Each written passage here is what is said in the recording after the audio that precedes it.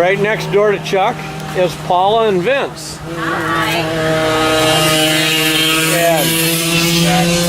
And Vince is just back into this. Lots of problems.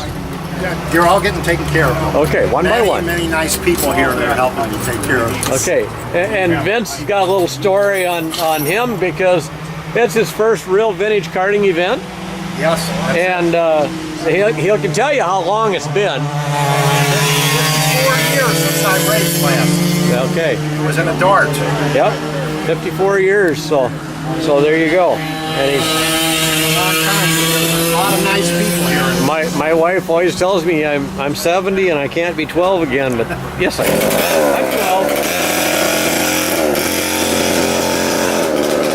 Yep. So we were dealing with the carb was having a little issue with us yesterday. A little lean. The carb was running lean. We got that straightened out. Okay. The motor mount was slipping a little bit. Yep. And the sprocket was moving on me. And this is very typical when you have these type of mounts. About the only way you can really keep them from slipping is to use the serrated nuts on them with flange nuts, but then it chews the mount all up, so it ruins the mount eventually.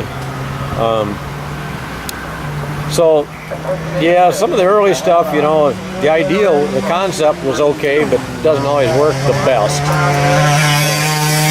But it's fun. I'm learning a lot. Yeah. There's a lot of smart people here. Yep. And they're more than willing to help us. So yeah. We can't ask for anything more. No, that's the most you can ask for. You know, you come to an event and you go home smarter than you came. I hope so. Yeah. I know I'll have fun. Yeah. Plenty of fun. So what do you end up doing with the carburetor? We really didn't. I can't remember everybody's name. Did we raise the fulcrum arm in it? No, I Didn't think do that. we were. It was running. Well, yeah, that was another problem. Oh, okay. Okay, so you had a vent problem with the tank.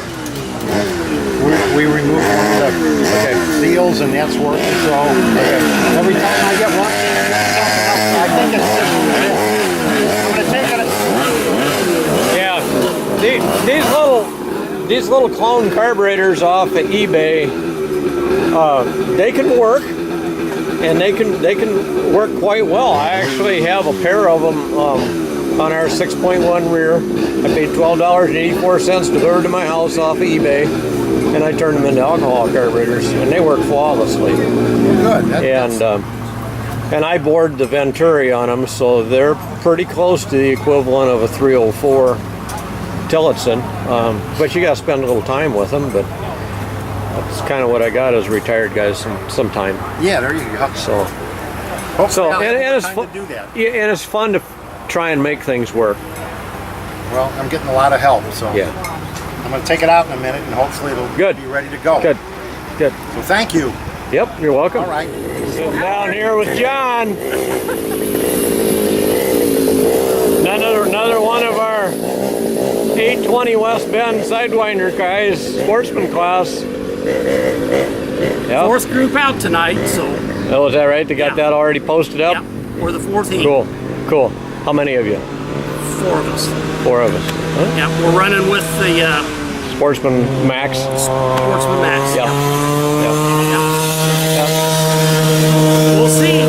So yeah, well, it's the first year, you know, to get 4 entries at an event. You know, it's not a bad turnout. I mean, really. I mean, a lot of people talking about running. There is next year. And I've talked to a bunch of people, and they're really expressing some interest in this. I expect the class to double or triple next year. Yeah, a lot of guys are gearing up for it. Yep, I think so. And we kind of got let down a little bit this year because when the class was implemented, the rules came out a little bit late, and availability of product came out late. Right.